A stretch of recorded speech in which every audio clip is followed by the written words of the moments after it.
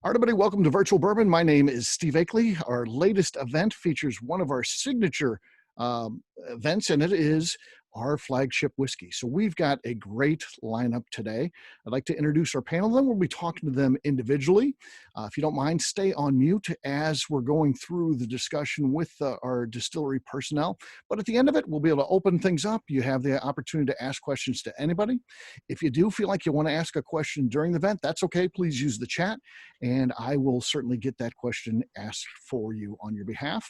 And I'm more than happy to do that. And I might not get to it as soon as you hit send. I'll make sure I work it in at the appropriate time, though. All right. First up, I'd like to introduce Hayes Kellman of Boot Hill Distillery. Hayes, how you doing? Hey, very good. Thanks for having me on today.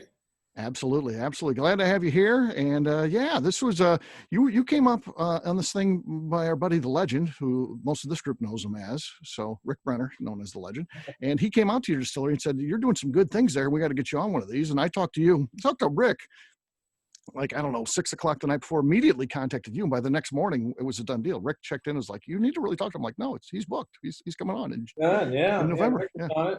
And for once, I was on it. You know, usually I'm so delayed on getting back to people, but excited. So. That's cool. Very cool. Next up is a good buddy from St. Louis here, David Weglarz. David, how you doing, buddy? Still 6:30 in St. Louis. Hi, everybody. I'm doing great. I've been practicing my tasting for a while now, so you have to forgive me if I'm very excited about it. But it's been a long day. I'm distilling as we speak, finishing up the tails run on a spirits run here. So if that distracts me a little bit, forgive me, but I'll try not to run away when I'm talking. Okay, we get it, man. Business comes first for sure. Absolutely. Next up, also a good buddy of mine. We've been friends for a long time now, and that is my great friend, of course, the legend in the bourbon industry, owner of the Buzzard's Roost brand, as well as Bourbon's Bistro, the iconic bourbon bar, Mr. Jason Bronner. Jason, how you doing, buddy? Hey, Steve. Thanks for having me. Thanks for everybody coming out. This is a cool event. This is, you know, over the years, the last couple of years doing these Zoom meetings or whatever, this is the biggest one I've ever seen. So I'm kind of got stage fright. So. Yeah, these have gotten incredibly popular, and rightfully so. I mean, I love the fact you learn about a brand, you get to hear the history, you get to hear about their whiskey, why they're doing the things that they're doing with the whiskey, what the future looks like for that whiskey, and then having the key person behind the brand leading you through a tasting of it. It just doesn't get any better than that. So it's cool seeing everybody from all over the country. I mean, that's what's really cool to me. Yeah. It's a big group here, and yeah. So these are our I'd say our most popular events that we do for sure. Next up is Jason Jackson, and I'm going to say this Tahwahkaro whiskey. Is that how you say it? Am I correct? How close? I got it. Okay. You got it. Yeah. Good. All right. Yep. We say it pretty similar, but Tahwahkaro, kind of like Karo syrup. You're smoother than I am with it. Yeah. I'll get there. I'll keep working on that. We've had some really fun translations for that word. It is Bend in the River in Caddo, and so we can jump into some of those specifics a little bit later. But that's the literal name of a creek just east of the shop. Excellent. Yeah. So yeah, thanks for having us. This is really fun. Absolutely. Yeah, this is a great event. You'll find that our folks are pretty educated, love talking about whiskey, and we certainly have some fun at these. So back around to Hayes. Hayes, tell us a little bit about Boot Hill Distillery before we start talking about your whiskey. All right. Well, I guess I'll kind of start from the beginning. There's two different aspects to looking at our business, and one of them that we base ourselves off of is the historical aspect, the idea of Dodge City being part of the Old West, and a big part of the Old West, I guess.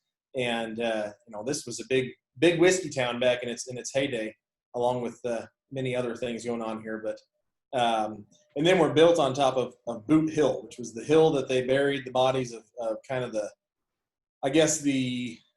lesser known maybe people that came through and got in gunfights, or however they might have met their demise. But our distillery is actually on top of the Boot Hill Cemetery. They dug up the bodies and moved them years and years ago. Actually built a school on top of this property.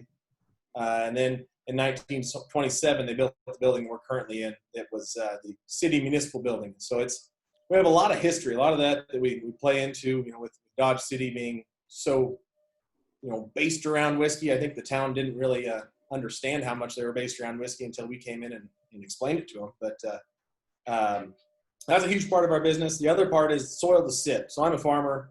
My dad's a farmer. I've been farming for generations in my family.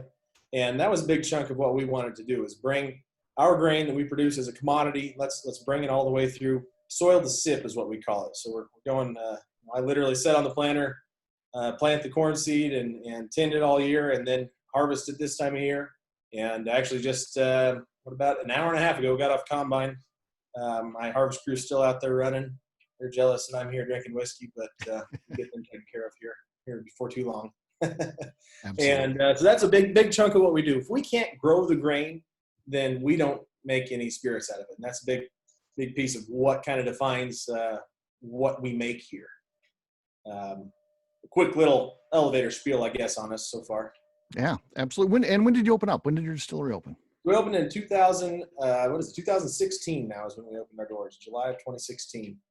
And we've been rocking and rolling ever since, kind of figuring out, we knew that whiskey was going to be our bread and butter, what we really wanted to get into. And it just took some time to really get some of these products released. And now that we're able to see what's spent time in barrels, it's been fun seeing how the time has treated us pretty well so far.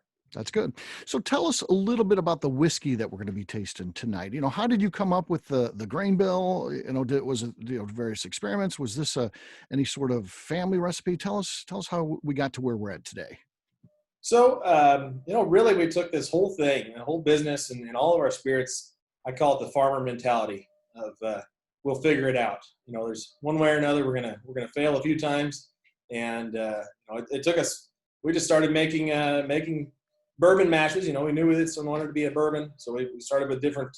Really, our main goal was to work with corn and wheat, because those are our two main products. And we finally got down to 49% wheat and 51% corn, which is a huge weeder. It's a high weeder, right? Yeah, very high. Yeah, high as it can get, right? You can't get any higher than what we're doing. Right. We just love the way the wheat tastes. Wheat works so well in our vodka. It works so well in our other products, and it just. I don't know, it also played into the fact that we're the wheat state. That was a little, maybe kind of a subconscious idea back there that we needed to use wheat in our products. But once we finally came up with that mash bill and let it sit in we experimented with a lot of small barrels to see how things were going to work for us. Short term, we could get a pretty good idea relatively quickly. And finally came up with this 5149. It seems to work. It's a good sweet whiskey. I mean, not sweet, but has the sweet notes that you want. And I don't know. I'm really happy with it so far. Okay. I'm going to ask you the same question that I will ask to everyone today, because we're all four of our representatives today represent, craft distilling. So we know that it takes some time to be in this business, and it's definitely a time business. So what do you think this is your signature whiskey here? This is what it'll look like 5 years from now, 10 years from now? Or do you think over time you'll change it a little bit, it'll evolve? There's no wrong answer here.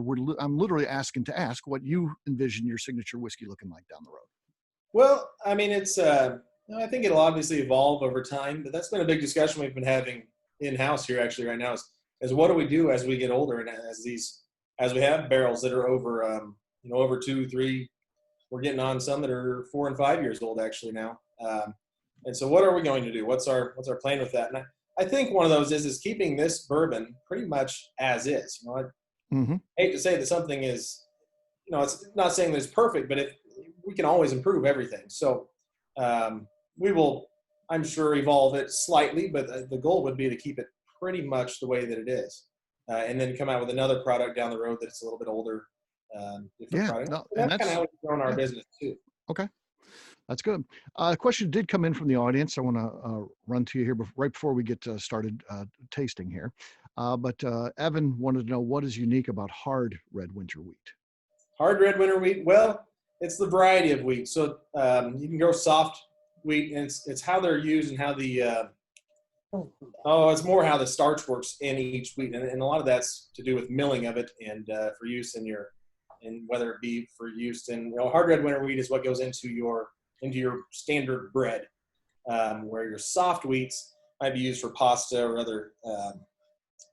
Oh man, I should have studied. I was a milling science major in college actually for a little while, and I should have paid a little more attention to my books now. But really, it's the variety of wheat more than anything that adjusts that, and it is going to have a little bit harder exterior on it than your soft wheat that would be used for your pastas or even for white bread or other things like that. Okay. Let's, if you haven't done so already, grab your bottle here, and it should be the first one if you're lining up, the Boot Hill, and get you a pour of that. And if you don't mind, Hayes, kind of walk us through what we should be expecting and take us through a tasting of your product. Okay. Well, how far we want to get into it, but I always look at it, and everybody does that, I suppose, and see what colors we see and see. I don't know what that tells you more than just what color it is. I was just sitting here looking at I poured all of mine. I don't know if I was supposed to do that, but I poured them all ahead of each other. That's fine. Yeah. It's always interesting to see the different colors of whiskey and nice butterscotchy color, I'd say, for you. That's what I would call that color. So. And yeah. And folks, I know one of the things that's always appreciated is our group is great at providing, nosing notes, tasting notes. What's everybody kind of getting on the nose? And if you don't mind, utilize the chat function, and that's a good way to start. One thing that we've always noticed here, unless somebody else wants to give their opinion, but is the kind of a green apple. I know that's that speaks loud to me every time I know. Yeah, for sure. Question did come in about what size barrels you're using. So this is all out of 53-gallon barrels. We do have small barrels in-house, but most of those are for the experiments, kind of like I was talking when we played with different mash bills. We will go into the small barrels, and then we'll release a real small experimental out of our tasting room. But this is all 53-gallon barrels. And that was a big thing when we were creating it, is that I really wanted to use big barrels and spend the time in the large barrels rather than when we get some really good whiskey out of our 5 and 10 gallon barrels a lot quicker. But I don't know why that was a very important thing to us, that we were going to make this bourbon out of 53 gallon barrels. Okay. A couple things that came in: fresh bread, certainly apple cider, lightly spiced and crisp, apple sauce, apple taffy. A lot of apple. I'd agree with that. Green apple Jolly Rancher. Ed Escott's saying some spearmint on there. That's good. Let's give this a taste now and see what we think here.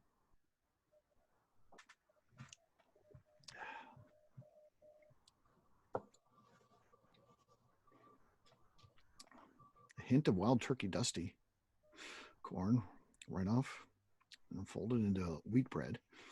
Now the fruit's coming out. Yeah.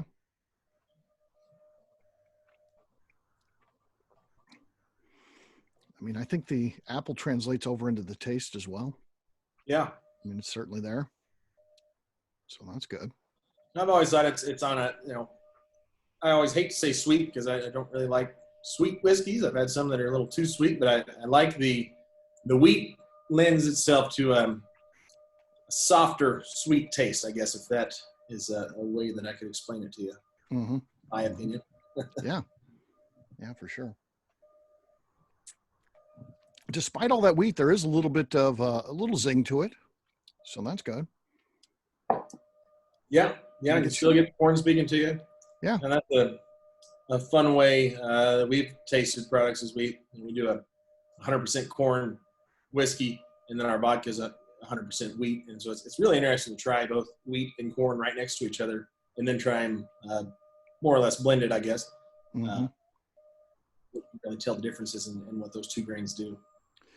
Yeah, baking spice coming through, toffee, wheat checks, cereal. Bronner, of course, no barley, enzymes. Yeah, I mean, that obviously. Yeah, so that's a big, explain that one. We've never really grown barley out here. We did when we started this thing. We have grown some barley. What we ended up doing with that barley is making 100% barley whiskey. That's going to be an interesting one when it comes out. But we don't have a way to malt our grains. And if I want to use 100% of our grains, the nearest malt house is I think about 6 hours away. one way with a semi and then one way back, it gets a little bit. Yeah. It's probably not the best way to go about it. The guy you need to be best friends with is Adam Stumpf, right in the St. Louis area. He's in Columbia, Illinois, right across the river. He's doing a lot of the same things, and he deals with the same things you do. You know, he wants to. He's working on malting his own stuff and all that kind of stuff. So yeah, but he's also a farmer, and yeah, it's cool. I follow him on Facebook. I like watching it. He's a good dude. Very similar to what we're doing here. Yep. Fun to see. Well, good stuff. Great whiskey. We're off to a great start. Hayes, really appreciate that, man. Please stick around and hang out and enjoy our other distillery representatives here as we go through their whiskeys, and we'll have a Q&A session at the end. Sounds great. All right. Next up is Mr. David Weglarz of Still 630 here in St. Louis, Missouri. David, how you doing, man? I'm doing great, man. I really enjoyed that, Hayes. That was very nice. I've been a fan of you guys for a long time, actually. I believe you were one of the couple guys that came by and we talked some shop a couple years ago. We did. Looking, I've got a couple of your bottles sitting up here still, so I got to come back out and get some more. I'd love to have you, buddy. I was actually talking the other night about your prickly ash bitters and what a cool story and recipe and background that is. But yeah, it's funny you just came up then, and now here we are. So cool. Yeah, good to see you again. Yeah. You too. Very cool. David, you're not unfamiliar to a lot of the folks here, but if you don't mind, still, I think that we do have some folks that don't come to as many of these things and might not know your story. So tell us a little bit about Still 630 before we start talking some whiskey. Yeah, so Still 630 is my baby. It's really my American dream. I had a different path through life that I was kind of joke about. I was an English major in college, so I drank a lot. I like to think of that as my palate refining period. Then I was a raft guide. I moved up to Chicago and became a futures trader, trading stocks, bonds, commodities, and actually traded a little bit of grain commodities on there, which wish I would have taken delivery on some of that now. Could have been helpful. But I think you live once, and it's up to you to make your life whatever you want it to be. And I wanted mine to be interesting and awesome, and this distillery is my version of that. I'm a first-generation distiller here, but the first of many is what I always tell people, so we're creating a big, long, historic legacy. You just get a front row seat to the beginning of it, right?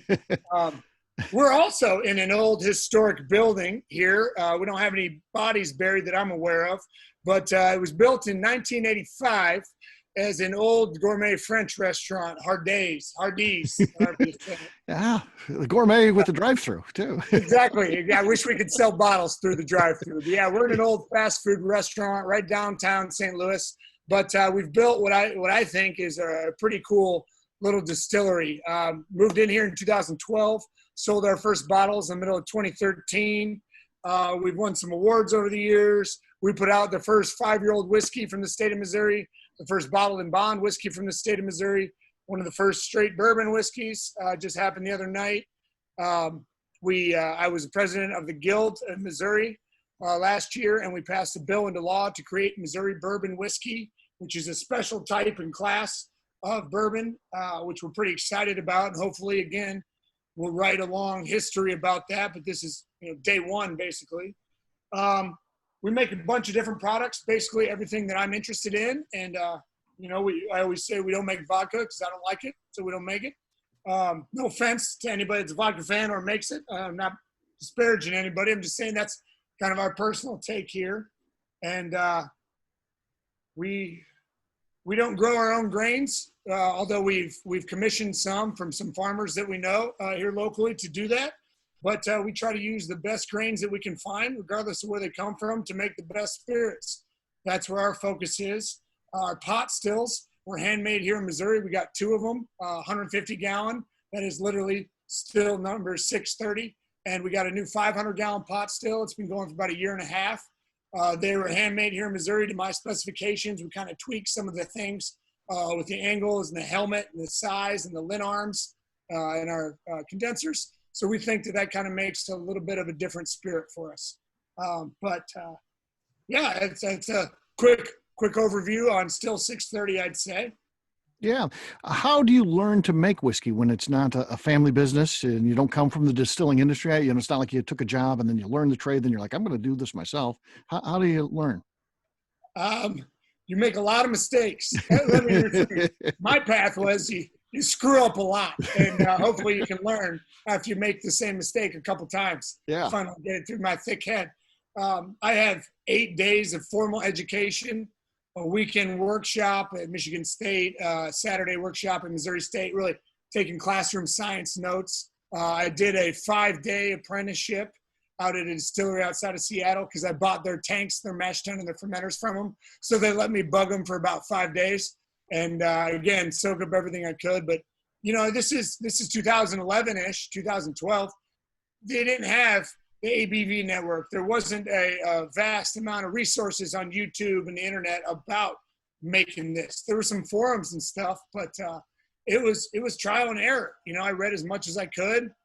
And obviously there's a lot better books and more info out now. And there's like 3 other great distillers here that have shared some of their wisdom with you. But back then it was trial and error, you know, and I like to think I'm a much better distiller today than I was 5 or 8 years ago. And I hope to God that I can say the same thing another 5 or 8 years. You know, what I love about whiskey is that time capsule nature of these barrels. You know, you think about who you were back then, what was going on in the world, how old my kids were when we laid these barrels down. And then when we harvest them some number of years in the future, it's cool to think about what's happened now. And I think that as any good profession, any good trade, you always want to be getting better at it. And if you love it, like I do here with distilling, it's kind of an endless pursuit because there's no end game, right? You can always improve it. You can always be better. You can always get better at each different little aspect. And a lot of the stuff that I'm talking about isn't even like glitzy stuff that you see in marketing or behind the scene. You know, it's all internals. Like, how can you get more efficient? How can you run a better business? How can you make this whiskey that people already really like? How can you tweak it? How can you improve it? How can you communicate your message better? All that stuff are things I'm interested in. And it's just a hell of a lot of fun. You know, it's my job right now. I'm literally working as we speak. You know, I'm doing a distillation run, making more of the whiskey we're about to drink, but I get to talk to people and I have to drink as part of my job. It's part of your job. Yeah. Yeah. I love it. Yeah. You and me both. We're both working right now. Exactly. Right. We're on the clock, Steve. Yeah. Exactly. Yeah. Yes. And you're building your own workforce, 3 young boys. So yeah. Pretty soon we're going to have a lot of free labor. I'm not Right. saying it's going to be good labor, but I can really push them and hound them. So yeah, I've got 3 boys, 7, 6, and then just over 1 right now. And Yeah. one cool thing everybody loves, and I've shown you, Steve, is that we put down a barrel of whiskey the day they were born. Each day, you know, when they turn 21, we'll bottle it up. And my joke always is, if they're good, they may get to try it too. But we'll see. We'll see. Right. Yeah.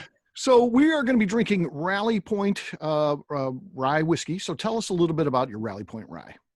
So Rally Point was one of our first 2 spirits that we ever came out with. As I mentioned earlier, I was never a big vodka guy. I had too much fun with it a couple times and don't touch it too much anymore.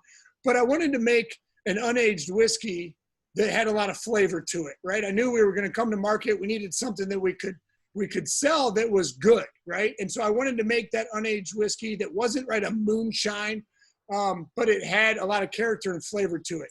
And I always liked rye. I thought that grain in particular had so much character. It was one of the boldest, most expressive grains. And so I thought that would be a good one to start with. And I thought if we're going to start with that, well, then we should age the same thing and do 2 versions of it. So our Big Jake that we have here, White Dog, named after my big 110-pound white dog, along with our Rally Point rye whiskey that you guys are drinking now. Those were the first 2 spirits we ever came out with. The first batch was, I think, 13 months old in a 53-gallon barrel, and all the Rally Point we've put out has been in 53s. And now we're pushing 3 to 3.5 years, depending on the bottling that we're doing. And we do have some older versions and some other finishing spirits that we'll do with it, but that's our core line right there. It's 90 proof. It's 60% regular rye, 30% malted rye, and 10% malted barley.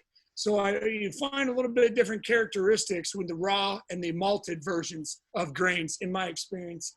And we just thought that was a neat little mound up of the mash bill there. It presents a nice flavor profile, I think. And what we do now is we blend up to 2 barrels per release. So some batches will literally be a single barrel. And for, I think, 62 batches, they were all individual single barrels. But around 60, 62, somewhere in there, we started blending maybe a barrel, 2 barrels, barrel and a half to make 2 batches, something like that. I'm thrilled and blessed to say that we're selling everything we can put out. But the max output on Rally Point is all based on what we've put down 3 or 4 years ago. And that right now in October, November, December, we'll put out 2 barrels per batch. That's part of the constraints of being a very small, very underfunded, very bootstrapped distillery. We have to sell a bottle to make a bottle and a half, and then we can make 2 bottles and sell those. So it's a rambling answer. I'm not sure Very even cool. where we were talking, Steve. Dave, last question before we give this a taste, and because we always like to ask this, you just had a great explanation of where we're at right now. Long-term signature whiskey are we there? I mean, you got a 3.5-year-old product. Is that it, or you see any further evolution of what you got here? I'd like to keep evolving it, because I think one of the favorite things we've ever put out is our 5-year whiskey. Right. And so I think that if you can get that quality of the spirit to continue to improve, because I'm don't get me wrong, I am very happy and excited about where the Rally Point is. And if it stayed like that forever, it would probably be great. I think that, as I mentioned in the beginning, I always think there's room for improvement in everything.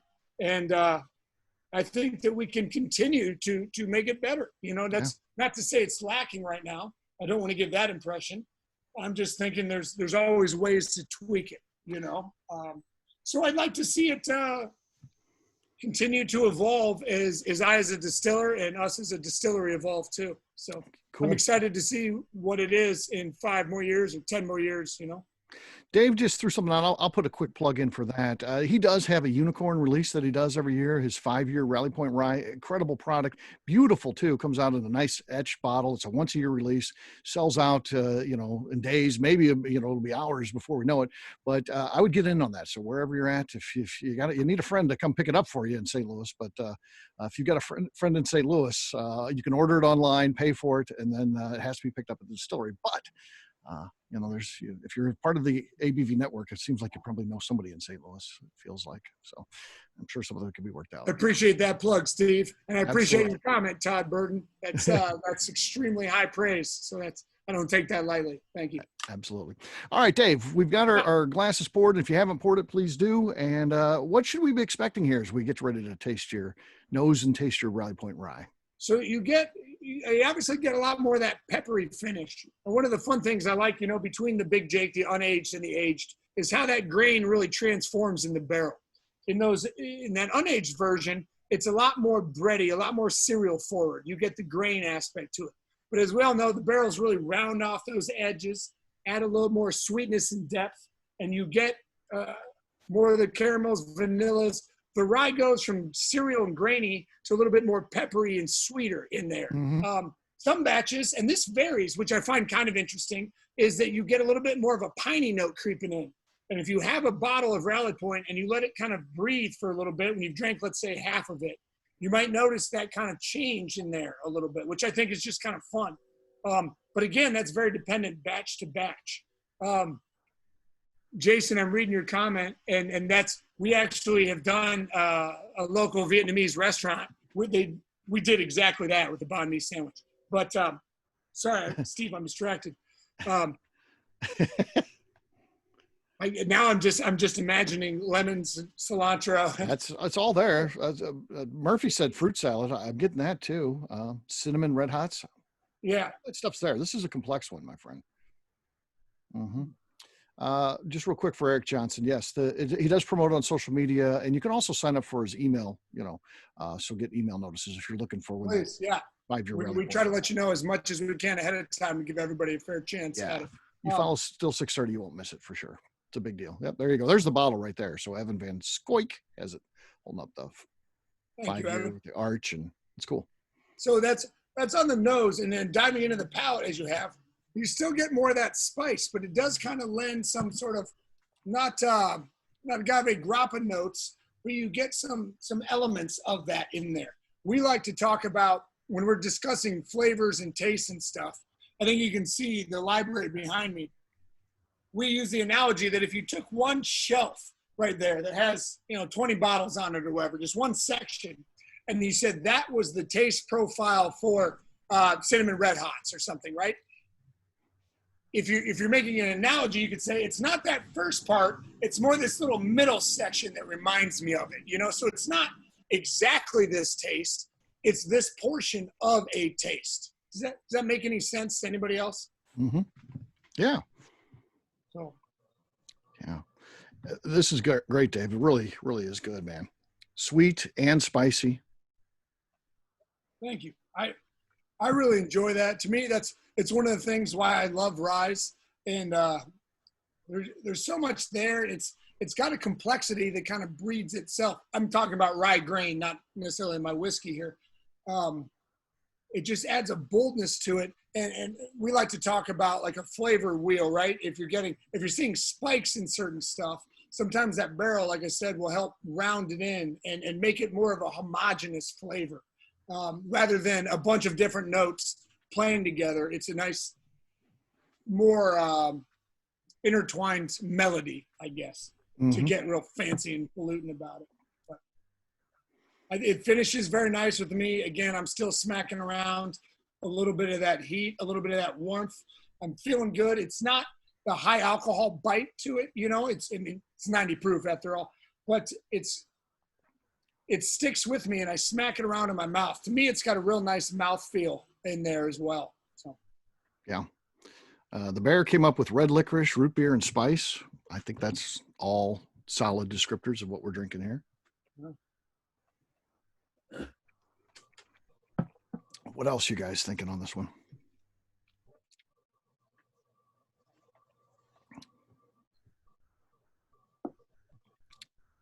Anything here? I mean, some of us are doing a side-by-side with batch 71 and 72. And that's what's so fun about them is they're still in the same wheelhouse, but they might sit on different sides of the classroom. They'll have the dominant notes are the same, but you can really dig in. I mean, this is the perfect group to be able to dig in and pick out little nuances from batch to batch. And that's one of the things that I love so much is you can really, by doing a single barrel or even just two barrels, we'll taste through 7 or 8 of them to pick out the 2 that are real complementary or accent maybe a certain note or style there, so that we try to want to have that interest. So yeah, if you're just out there drinking and you want to make an old fashioned or Manhattan or something, rye whiskey is a classic cocktail for those, but it's just great for that. If you want to sit there and pour it neat or a couple drops of water and delve into it a little bit more, we try to blend those 2 barrels to make sure that there's something there for you to really kind of get into.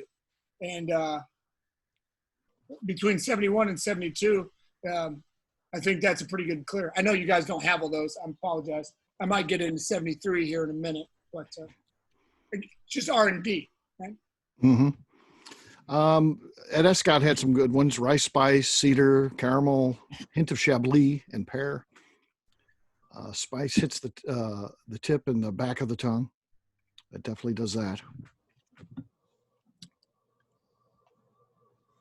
So good stuff. Dave, thank you very much. Definitely enjoyed it. Please stick around, and we'll have the group asking questions to any of our distillery representatives today. Should be fun.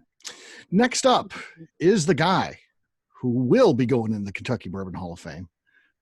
We know this is going to happen. We did a hard push to get that guy in there last year, and we made a lot of progress, getting all the way to the top. But they canceled the Hall of Fame induction last year. It's kind of deflating, but it was the year. This is the year that everything got canceled. So hopefully, as we return to some normalcy next year, I hope, hopefully things like the Kentucky Bourbon Hall of Fame come back and we can get Jason in there, because that's where he belongs. Guy's been doing this for a long time. And this is your latest contribution to the world of bourbon, coming out with your own brand, right, Jason? Uh, yeah, that's. I mean, following these guys, I feel very humbled. I mean, it's unbelievable. You know, that's what's so cool about this industry is people out there just getting into it, and I mean, it's exciting for me. You know, I mean, I've been doing this since 2005, and it seems like I took the wrong path, but I was always in the restaurant business and what have you. So buying single barrels, and I thought I was getting the best of the best, but you know, talking to these guys, it's like, wow. I mean, I'm really jealous about them having their own juice, and I wish I could have started a lot earlier. And you know, it's we're all in it for the long game, and we're all a cool family, and there's so much stuff coming out that I love everything that I've tasted so far. So That's cool. And long term, your idea is to perhaps, you know, there's a lot of ifs that go with the idea of opening a distillery, but you'd like to do that. Right now, you're sourcing product and you're adding value to it. We'll talk a little bit about that in just a second. But the long term thing would be to, you know, you're very interested in opening a distillery, correct? yeah, I mean, you know, we've and maybe we went down the wrong roads a time or two, but we've learned. Talked with some people that said we could earn, you know, could raise 30 million bucks and do a BBC or do a rabbit hole, and I actually believed them. And Yeah. you know, I don't mind them for the big effort that we gave, but I just, you know, after about 2 or 3 years, I realized that somebody wasn't going to give me $30 million. So Mm-hmm. Yeah. here we are. We're sourcing whiskey, and this is what we're doing. And I think we're doing a pretty cool, different, cool job with it. Yeah. So literally, when I came to Instagram, this is kind of when I met you, and how I met you initially was a guy by the name of Andrew Webrink, who's in charge of research and development for Independent Stave Company, the barrel company, the largest barrel company in the world. And he would be at your place every Friday night.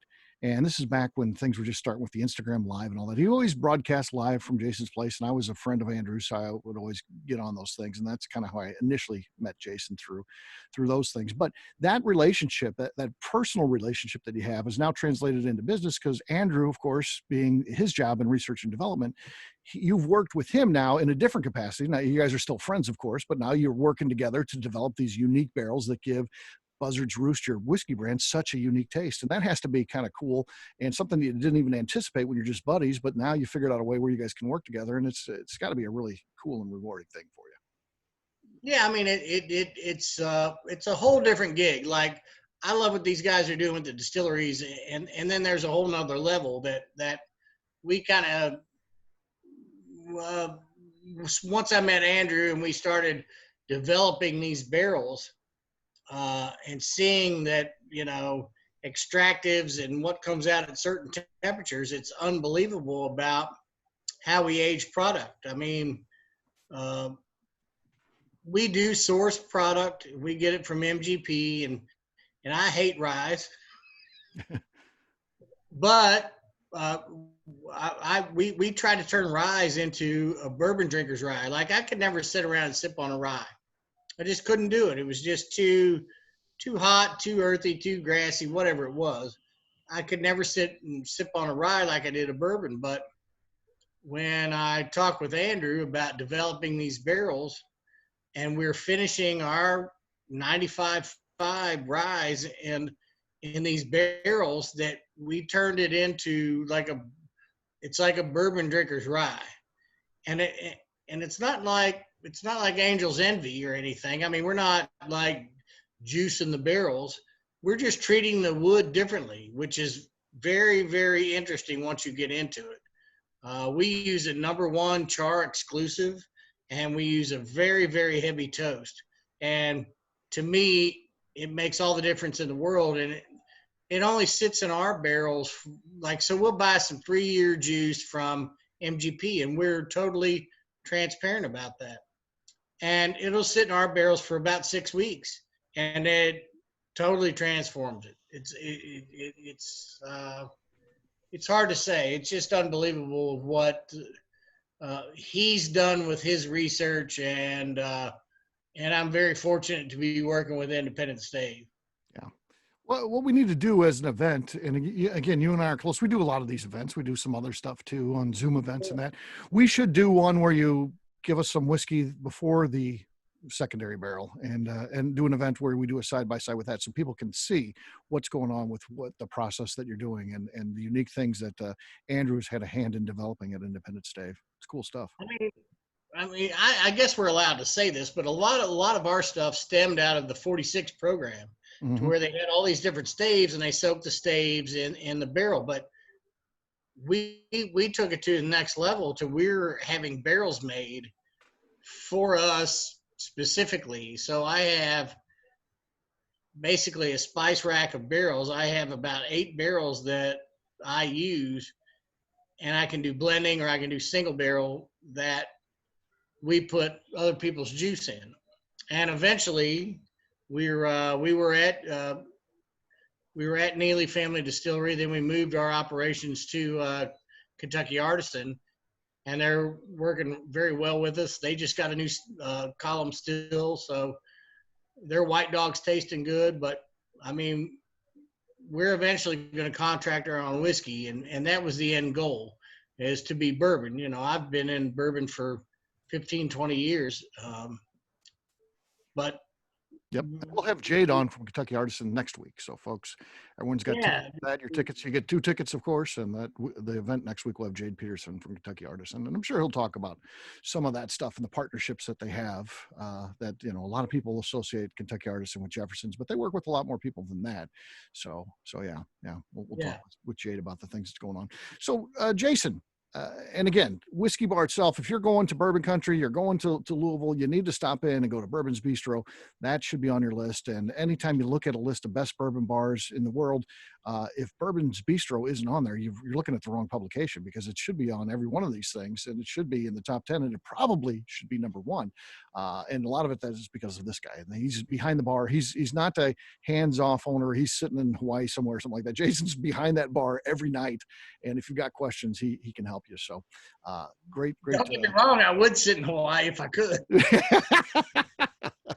Yes, kids in private school of keeping him from that, so he'll still be there working hard. He's got years ahead of school bills. So if you don't mind, Jason, what's the future of the whiskey that we're going to try here? So we're trying some of your Buzzard Roost rye here. Well, like I said, I mean it was just, at the end of the day, we had to source, and I'm a traditionalist, and I didn't want to source. I wanted to make my own juice, so I was pretty stubborn and just didn't have the money to do it.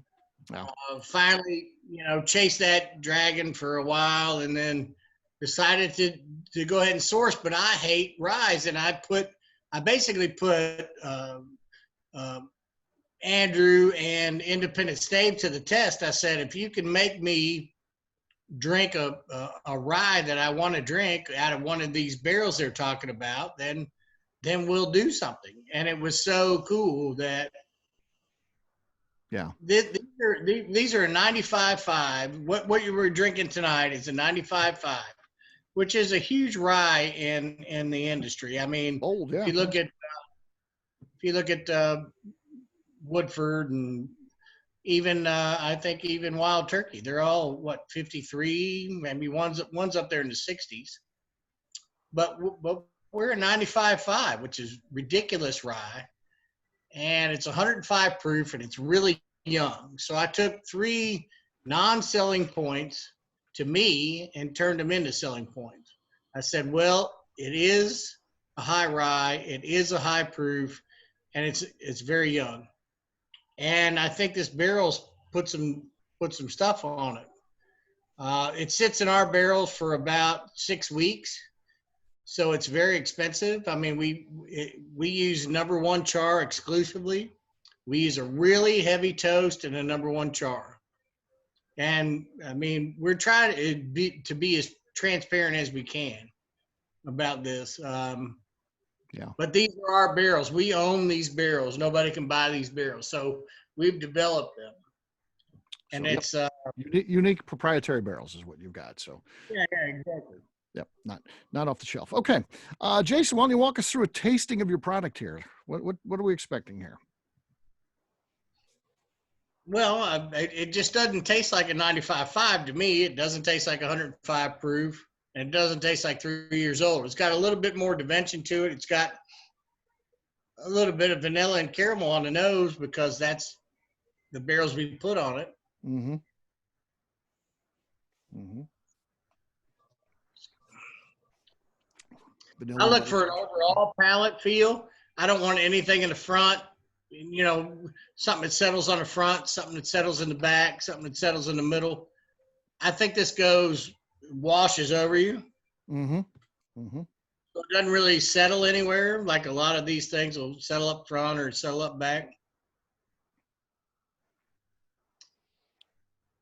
And it's very sippable. It just doesn't taste like a rye to me. Right. There's some rye notes on the end of it, but but mainly it's got that a little bit of smoke and a little bit of caramel and just a hint of vanilla. It's like I said, it's a bourbon drinker's rye. Yeah, absolutely. I agree with that. This one, we won gold medal in San Francisco this year, 2020. Maybe the only good thing that happened in 2020 is we won a gold medal in San Francisco this year. So we're pretty happy about that, and still, but we understand it's somebody else's juice, and but I think the finish did it. There's a lot of people out there putting somebody else's juice in a bottle and not making it, but we're actually there's a method to our madness. Mm-hmm. Yeah, questions coming in. So obviously a lot of people said good things about Bourbon's Bistro, which was nice in there. So some folks have been there and had the burger, which is incredible. It tastes like a King's Hawaiian roll, which is that's a nice one. Sweet, obviously those things are sweet. This Weglarz pointed out that it does have reminds him of a rye because it does have the spice and things like that. And he liked it and said that the high proof lets the spice linger and coat his mouth, so that's good. Can you get this only at Bourbon's Bistro? No, you can get it at when you're in Kentucky. Retailers, the Wine Rack was a retailer right down the street from Bourbon's Bistro. It's there, and you also have had it in Total Wine and other liquor stores too, right, Jason? Yeah, we're all through the state of Kentucky now, and we're doing this out of our own pocket. And I'm a restaurateur, so everybody knows I don't make any money, but we're doing this out of our pocket, and we're slowly growing. We're going from 10 barrels to 12 barrels to whatever. I mean, we're slowly growing. So yeah, and it's been an incredibly tough year. We had Jason on earlier in the year. Been in business 15 years at this point. Was down to paying off all of his debt from starting the restaurant. 15 years, folks. And what happens in 2020? COVID. Can't have any customers in bar and restaurant for a long time. So you can imagine it put him right back where he was at. So it's been a bad year for Jason, but he's a survivor and he's got a great restaurant. I was there last time I was in town. It was nice to see a little bit of a crowd there, and you've got a good system set up there to keep everything safe. And I'm rooting for you always, man. And this whiskey that we're drinking is great, brother. Well, we've got so like I said, it's all sourced, but what we do is put it on our barrels, and it makes a big difference. It sits about in our barrels for 6 weeks. We've got a small batch, a single barrel, a barrel, a barrel proof, and this fall we're coming out with a toasted barrel, which is tasted it yesterday. It's unbelievably. I saw you had a special release too. Kevin Rose posted something. What was it called? Yeah. We're doing something with a local beer. Against the beer in town. They're using our wood alternatives, what they call. They're putting some of our staves in their beer, and we developed developed a barrel that we're going to we put our whiskey in the barrel, and they're just using our staves, but it's the same flavor profiles.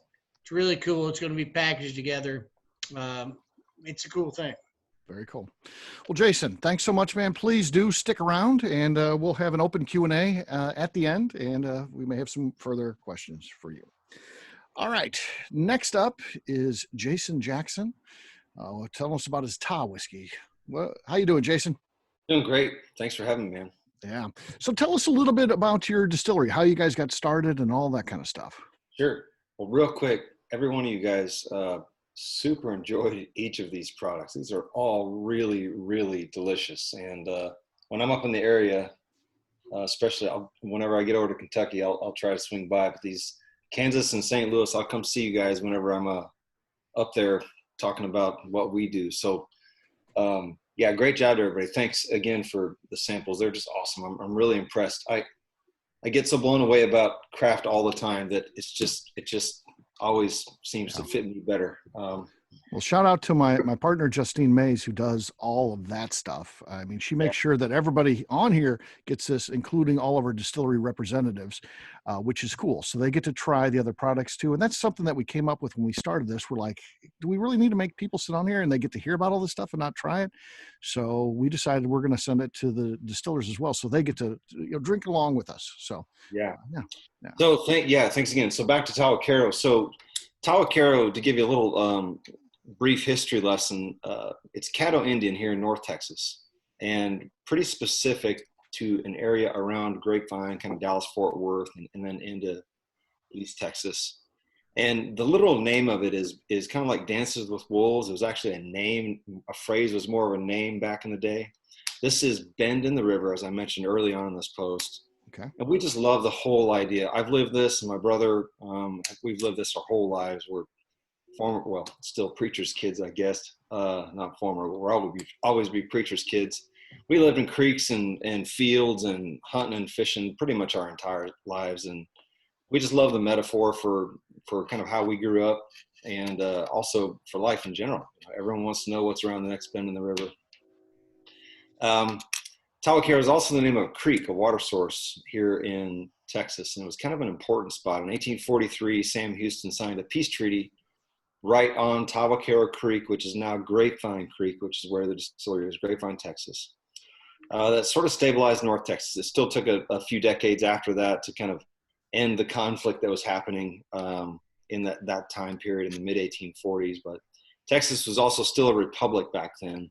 So 2 years later, we became a state, and we really liked the idea of sort of that rough and tumble time period in Western history, especially, hence the look of an old canteen.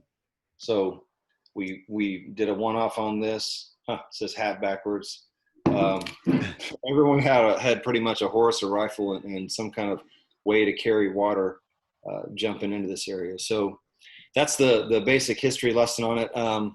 I've been distilling it in my life since about 2010. I started on my stove, actually, in Colorado Springs. Mm-hmm. A little distillery up there called Axe in the Oak. Okay. And about 2015, my little brother, who lived here in Texas, hit me up and was looking for kind of a career/life change, and just said, "Hey, man, do you think we can do a distillery in Texas?" I said, "Yeah, absolutely." And looking at the market at the time, it was very, very easy math. I love numbers, kind of the stock stuff and futures and all that's very interesting to me, commodities and how to do the underbelly of the beast, right? So 26 million people in Texas, 99 distilleries, 5 million people in Colorado, 99 distilleries.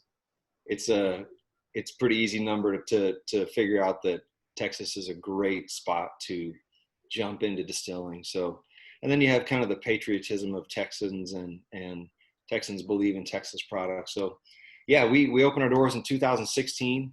We're very proud to say 100% grain to glass. Most of the grain we source is from the dirt of Texas.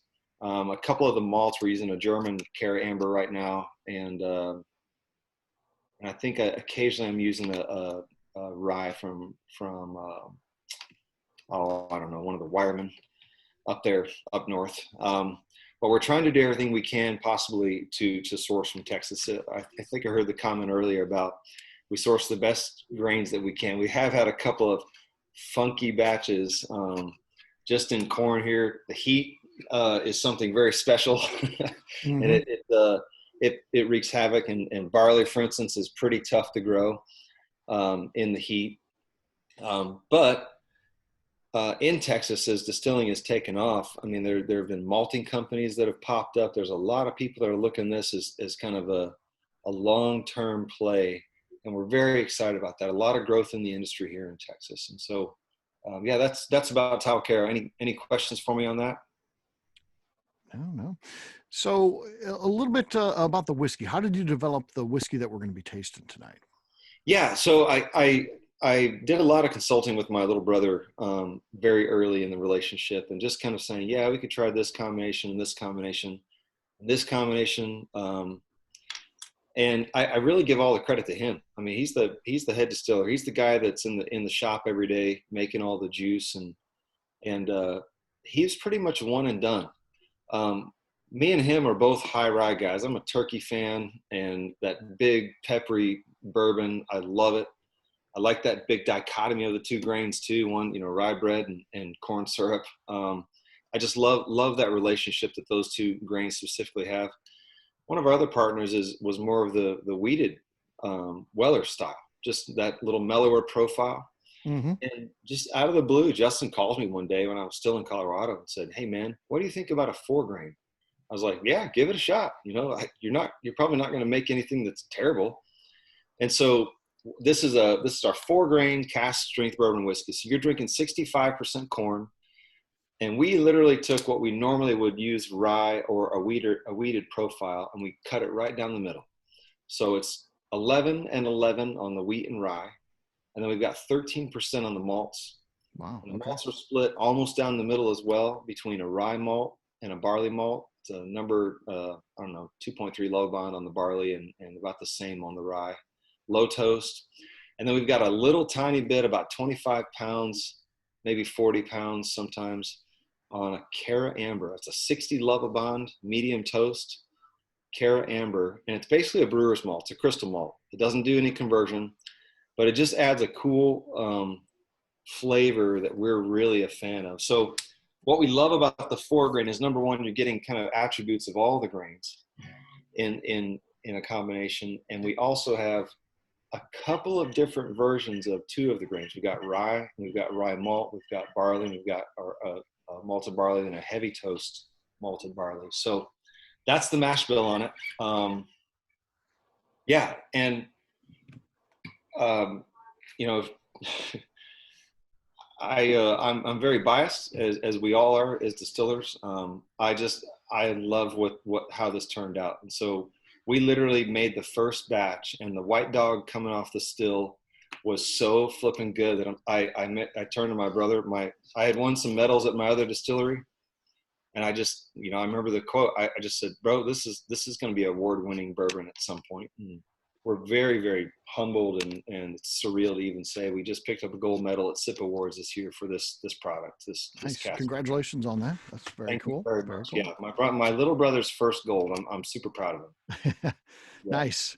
So, and again, we like to ask the question, craft distillery, we're tasting, what is your flagship whiskey now? Is this where we're at with what's going to be your flagship? You'll just make other products, or is this going to evolve too over time? Similar in conversation, what the other guys have said, we're always looking to do something different. I'm just a huge fan of the creativity in the small distillery world. Mm-hmm. I really am. And simultaneously, we've had a little feedback. I mean, Texas is such an interesting state to make whiskey in because of the heat and what really happens in that barrel. I've got barrels at 12 feet in the shop that regularly hit in the summertime 120 degrees up there. You'll crack a bung and it'll actually taste like you're drinking kind of warm tea that had sat in the pot for just a little too long. It's incredible what happens in Texas. Mm-hmm. So with that being said, we're using, if the question comes up later, we're using 53-gallon barrels and 30-gallon barrels, and all char number 4. We had just some feedback from our cooper, our early cooperage at the time, that a char number 4 30-gallon barrel, you're really looking at about, man, 18 months to 2 years with our heat and the climate we have here is about the maximum that we're probably looking for in that smaller barrel. 2 to 4 years in a big barrel at a char number 4 is probably about where we're gonna. I mean, we're obviously gonna see what happens after 4 years. Of course, we'll have some stuff that just sits there and do some fun one-offs, but we really found that 2 summers in Texas completely changed from 1 summer, and all the product we're making now is straight. And so we've hit a little sweet spot that we're really big fans of. We really are. So I've tasted, guys, some 5-year-old product that sat in the Texas heat, and so much liquid evaporated out of that barrel that it literally tasted like you were drinking an ashtray. It was incredible. It was so full of char and so heavy on the char because of the heat. Now that was a small barrel. It was probably a 10 or 15 gallon, but so we're still trying to figure out, as distillers in Texas, it's way different than Colorado, what that magic combination is for longevity in the barrel without over oaking it. And the size of barrel and the char makes a big difference as well. So we started with char number 4. We're probably going to experiment with char number 3. And we have kind of decided as a distillery, we're going to move to all 53s just because the surface area is about the same, but a lot more liquid to kind of mellow it out over time. So that was a really long answer. I apologize. Oh, that's all right, my friend. Well, what are we going to expect here as we lift our glasses? What you want to walk us through a tasting? What do you think? I'm reading all of these comments here, and they're just fantastic. I totally agree with all of them. It's such a complex bourbon, and it has a lot going on. It's one of the things I really love about it. It just has a lot going on front to back. So yes, all these, I'm not really good with the tasting notes. I don't, some of the stuff you guys come up with, I'm like, oh yeah, there it is. But I don't really know to put it all. I would have never guessed somebody said Chablis and pear. No, that wouldn't be a combination that I would have come up with. I like some of these, but malted milk balls, I get that. Yeah, I mean, on the finish, I can definitely say that. That's cool. It's just really good. I'm super pleased, and every barrel's a little different for us. Every barrel's just a little bit different. This one was one of my favorites to crack open. So, yeah. Jason Souter, it sounds like it's almost breakfast. I mean, you're talking buttered toast, breakfast sausage, some pepper, some syrup in there, a little fennel just to mix. Yeah, it smells like that literally when we're cooking it. Every time I lean over any kind of the mash, like I get hungry and I want to add a little butter and honey to it. It's really, really good, that mash bill. It's really good to just watch. So let's give this thing a taste and see what we got here. Lots of stuff is flowing in here. If there's such thing as a spicy Pop-Tart, the cinnamon flavor, it is there. I like that. Mouthfeel of red wine, kind of dry. Wow, thanks, y'all. All kinds of flavors in the mouthfeel. Lingers on the front of the tongue, really nice. Bold, rich, spicy. Mucho depth. Hint of citrus, smoke in the nose, white pepper, dark baking chocolate on the palate. Yeah, a lot of notes coming in here, my friend. Too, and I know this comment did come up in the chat here. Nice dark color too. Nice mahogany color you got going on here. Yeah. Is this? Can we contribute that to Texas? It's. Oh, absolutely, man. Yeah. Absolutely. Again, and we barrel at as high as we can go, which is 124 and a little change, or 125, one of the two. So, yeah, I like the big proof putting in a barrel. I find that obviously more alcohol interacts a little quicker with that caramel in the wood, roasted sugar. So yeah, we barrel as high as we can go.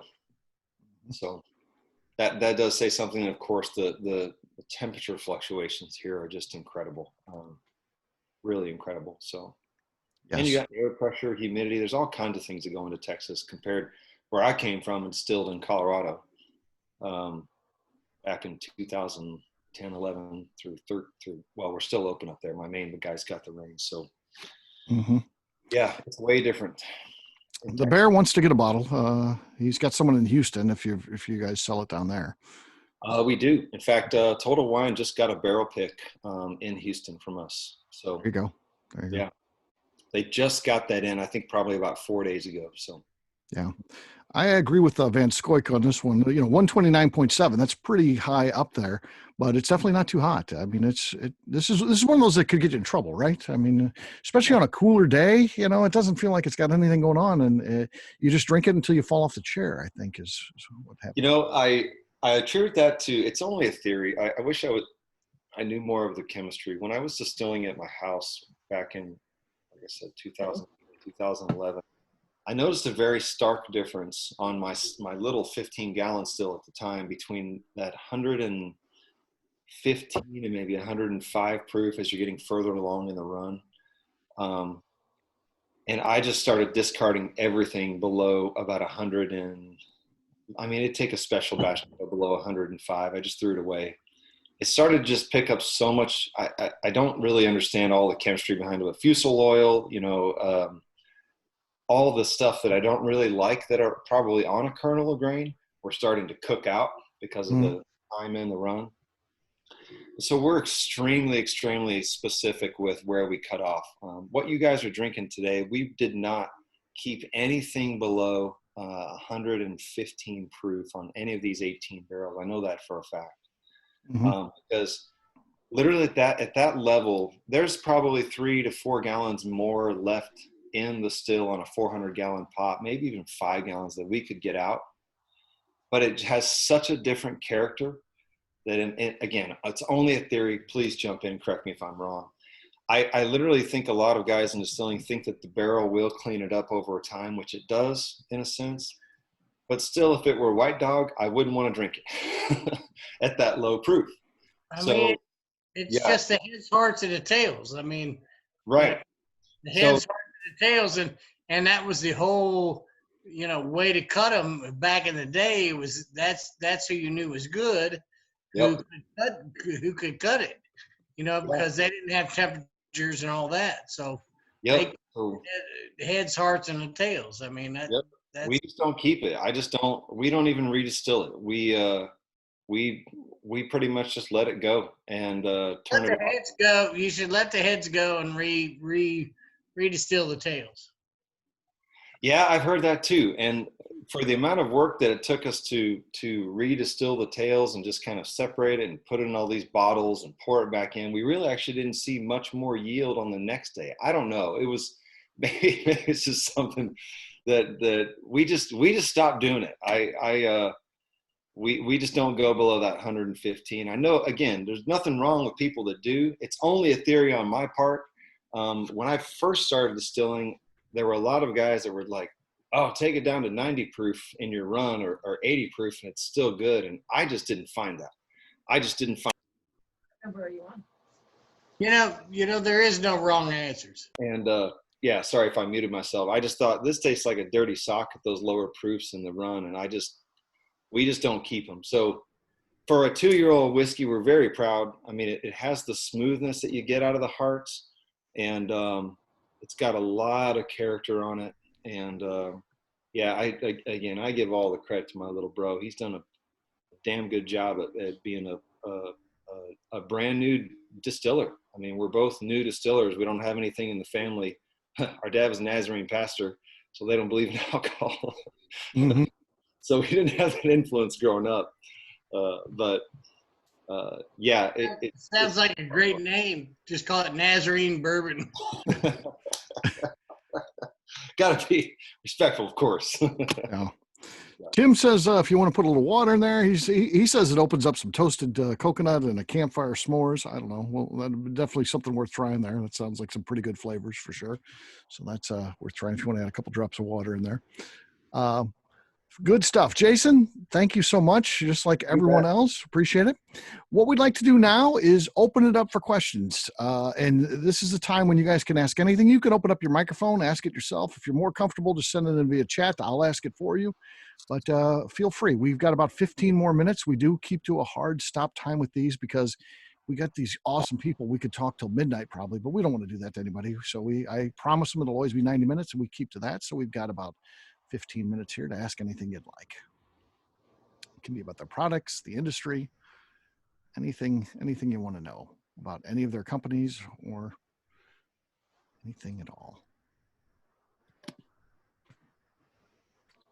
Guys, I just want to say thanks to all of you for taking the time coming on with us. I think all the products are really good. The last one is extremely unique. It's just set aside, but even the rye in the middle and everything, I mean, everything was really good. I got to be honest, I'm more of a barrel strength kind of guy, but I mean, all of them I could drink. It's, you know, and I got to be honest, I've went to all sorts of distilleries and there's stuff that you just can't drink. So that being said, that's a great kudos. I mean, because there's a lot of bad product out there. So doing a good job. Excellent. Yeah. And the Bear, you get to Missouri sometimes, right, Bear? So yeah, I do. They do sell it here too, so you can track down. Well, I was just down in Texas not too long ago either. My cousin's down there. He's coming up for New Year's Eve, so I've already texted him and I said, get me some of this, because he's right about 10 minutes from a Total Wine right there in west side of Houston. So cool. Jason, we did have a question come in. Jason Jackson, we had a question come in for you before in the chat. I didn't ask you that. Is it you all over Texas? So I guess we had said Houston, but and Grapevine, obviously Dallas area. But I guess someone's got maybe a connection that is outside of that. So you kind of all over in Texas, or where you at there? Yeah, we're in all three major markets and a bunch of the smaller. I mean, Austin, Waco. West Texas, East Texas. Yeah, we're all over the whole state. So all of the major unions carry us. Specs, Goody, Total, all of them. And then we're also in Missouri, Kansas, Oklahoma, Illinois, Arkansas. Yeah, Missouri. Yep. Missouri, yep. Yeah. Durant, baby. Durant, Oklahoma. Yep. Yeah, what else do you guys want to know? Anything of interest? Got it's always a unique opportunity to ask anything you want. Don't freeze up. By the way, kudos to Hayes for making that distillery out of that old building. When I saw y'all's building, gosh, talk about building envy. I had it. That is a cool place. I need to come see that place. So cool. Thank you. Yeah, we'd love to have you up here anytime. Yeah, man. I don't know. I'm back and forth. It's so cool to have that building, but sometimes I go, man, how nice would it have been to just have a big wide open metal building that really would have made our process. The things we have to jump through to do our process, and it's on different levels, and but it's so fun to have this old historical building. We brought it back to life, so yeah, I'm still happy with it. Awesome. He's built on a cemetery. Any good ghost stories or anything? Is some of that? Oh, you have to ask the other ones that work here. They're a little more. They're a little scared of it. We like to egg on all the stories too. Okay. Because we've got a show on our network, Booze and Bourbon. So it's a couple of ladies that are into the paranormal and ghosts. We've got a couple that I think. I might get you on that show. We'll have you come on and talk about that. It's been a lot of late nights in here by myself. You're not scared. You're not scared. There's nothing in here, and I tell myself that every night as I'm walking out with all the lights on. There's nothing here. All right. David Weglarz, you're doing something different now, releasing a single barrel every month. What's going on with that, man? Yeah, thanks. That is our Missouri Straight Bourbon whiskey. It's like about 3.5 years old, 70% corn, 20% rye, 10% barley. It's one of the recipes that kind of came out of the early experimental program that we do. Evan's got one right there. It's our first. We've been playing with bourbon for a while, doing a lot of recipes and kind of taste testing them through our experimental program. And it's been something that we've been looking forward to for a while. And we finally got the barrels to where we like them, and we've got a decent supply. And we're doing a single barrel per month. So each month we're going to put out the same Missouri straight bourbon, but it's going to be a different single barrel. So we're, again, it goes back to finding those nuances that both Jason's talked about as well, about the different barrels, their different character. It's the same general spirit, but we're really excited about it. We sold out of it Friday night. We sent a bunch to our distributor, so it's all over Missouri at this point, but that's kind of the extent of our global footprint. We've got some coming into Illinois a little bit, and a couple counties kind of surrounding us to kind of round out our little radius here locally. But we're a tiny little distillery, and we're putting out the best we can and as much as we can. But this Missouri straight bourbon is something that's really close to my heart. Like I said, as the president, kind of pushing that law to become, pushing that bill to become a law, and then actually bringing out something. It's really special, you know, and we hope that we think we put out something that's pretty nice and that it will continue to grow. And hopefully Missouri bourbon will be something that everybody here has heard of and thinks that, wow, I've only heard good things. So we're going to do our best to make sure that that's the truth. Good deal. Good deal. And we're talking about doing something special. So Dave and I are working on something. So stay tuned. More info coming soon. Right, Dave? Can I respond to Kevin? Sure. So Missouri bourbon has to follow all the rules of regular bourbon, mostly corn, 51%, new barrel, and made in America. Missouri bourbon takes it a step farther and says all your corn has to be grown in Missouri and the barrels have to be manufactured in Missouri. And to our understanding, that barrel aspect to it is the most restrictive aspect of any global spirit laws. So we carved out our little marketing piece. We've got our thing to, you know, address our local farmers and our local barrel makers. And we hope that we can make something that's worthy of that. And Missouri bourbon will be a statement of quality in the future. But, you know, it all depends on Missouri distillers to make it good. If we make trash, it'll be known as a mark of badness. But still, 630 is doing everything we can to make sure that Missouri bourbon is a positive connotation and something that's sought after. But, you know, time will tell. Again, we're writing this story from the beginning, you know, so you're going to have to read along with us as we write. Absolutely. No, over there. Hey, my Texas a bourbon man, what did Jerry Jeff Walker think of your bourbon, or did he ever drink it? I know he passed just a few weeks ago, but I'm a big Jerry Jeff Walker. I could only hope that Jerry Jeff Walker drank a bottle of Tahwahkaro bourbon. That would be awesome. I don't have any insight into that, though. Okay. Yeah. All right. Big loss in the music world. So, yeah. No joke. Yep. And he knew how to drink. he did do that. Yep. Big loss in the music world right there. So, other questions for our panel? You know, I saw one up there from Evan for everyone. We heard about your flagship whiskey. If you have one, what would you consider your premium product? Probably, for me, anything high proof. We haven't released a cast strength rye yet. We do have a 4-grain rye as well out on the world. And it's a completely different take on rye. It's mostly rye malt. So it's a rye malt whiskey out of Texas. It's got a little bit of raw rye berry in it and a little bit of corn and some barley as well. Probably for me personally, we have about 4 barrels of a red and blue corn in the shop right now. So we took our normal 4-grain bourbon and we split that right down the middle between Bloody Butcher and Blue Topaz out of North Texas. So 32.5% of each of those varietals, and then added all the other stuff that we normally do right back into it. And it is so different and so incredible. So I'm just really excited to see that. That's about a year old now. We've had multiple offers on the first barrel of that at about a year and 3 months old. People just get a taste of it. So it's really fun experimenting with the different varietals. So probably my favorite will be a red and blue corn bourbon whiskey that'll show up as a super premium down the road for us. We've got a little bit more time in barrel before we kick that out to the public. So Good deal. hope that answered your question, Evan. Good deal. We know Jason's got his single barrels that are would be his premium product. We know Dave's got 5-year Rally Point rye. So I guess the question would be to Hayes, anything that is kind of your super premium line or anything like that.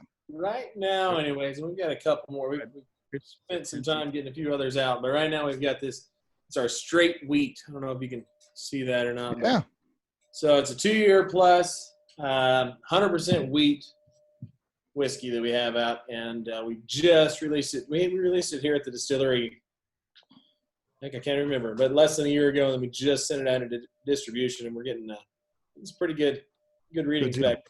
Yeah, that's one that the legend talked about a lot, and we know for those that drink a lot of whiskey, that wheat whiskey is not an easy thing to do. You see the big guys in some of the stuff, and it's not drinkable even. And these are the big guys putting stuff out. So the fact that you've got something out there, that's good. I always appreciate when I taste a good 100% wheat whiskey because it's a rarity for sure. So congrats. Yeah, that's Hey, your wheat whiskey is one of the best I've ever had. awesome. Thank you. There you go. Yeah, he brought it home and I loved it. So, and that prickly ash bitters that you guys make is phenomenal. It is the most unique bitters I've ever had. So I'm looking forward to having some fun with that. Awesome. Appreciate Hey, you. stole that. That's a St. Louis recipe. He just perfected it. Okay. I know. St. Louis recipe, cool. Where do you pick It these was. pure bitters up? We're gonna get some. Well, right now, the only place probably would be online. What state are you in? I'm in Michigan. I get shit. Okay. Online would be about the only place you can get it from us. We're not distributed all over the place just yet, but we're working on it. I get to Missouri at least once a year, maybe twice a year, down in Columbia, but I try to hit St. Louis, some of the other places. But you're a little too far over. I was gonna say, a little too far. Yeah. I can hit it. Dodge City's a little too far. Well, that's understandable. We'll try and get it out there a little bit further. We're available in Illinois now too, which is through Big Fish, but not over in Michigan just yet. So Michigan. I was in Indiana this week, or Saturday, but yeah, not quite that far yet. Ace Bear can stop by my place and I'll get it to him. there you go. You got I'll something get there. there. Huh? There you go. There you go. Pick up rendezvous point. Very cool. Well, I want to thank all of our folks representing the distilleries today. Great job. Excellent. Hold on to that guitar, Jason. Don't put that thing down. Next week, same bat time, same bat channel. So on the 16th, we'll be back at the exact same time right here on Zoom. We're going to have 3-Chord, Kentucky Artisan, Traverse City, Whiskey, and Garrison Brothers. So that should be a fun event. Looking forward to that. Don't forget that the January events are posted. So we'll be back January 4th and 11th. Looks like we've got Peerless, Wood Hat, MGP. We've got Ragged Branch, Wiggly Bridge, Few Spirits, Widow Jane, and 10th Mountain. So a very solid lineup in January. If you don't have your tickets for that yet, please get them. We've got less than 10 tickets available for that. So that one will be sold out very soon as well. So grab those if you want to make sure that you don't miss out when we're doing this again in January. I'm working on the March event now. Again, we do these every 2 months, putting together a list for that. So that'll be posted pretty soon as well.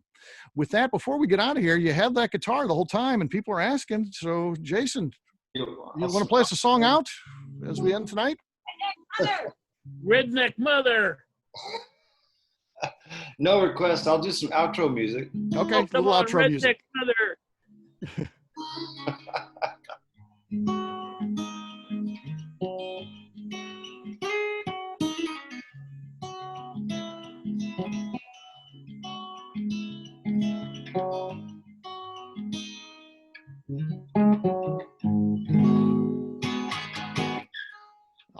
Awesome. We need to bring you on everyone. You can outro me on everyone. So with that, what I'm going to do now is end the event. Again, thanks to everybody for participating. Thanks for being involved in this. Thanks for our distillery representatives bringing some great whiskey to us and telling us about your products. I'm going to go ahead and turn off the recorder now. I do stick around if you have any questions for me or anything like that. I'll be here for a little bit hanging out with you guys, and maybe we'll get Bronner. It looks like he's getting out his guitar. We'll get to hear him playing as well. So I'll stop the recorder, and thank you guys a lot. Appreciate it. Thank you, everybody. Thank you. Appreciate it.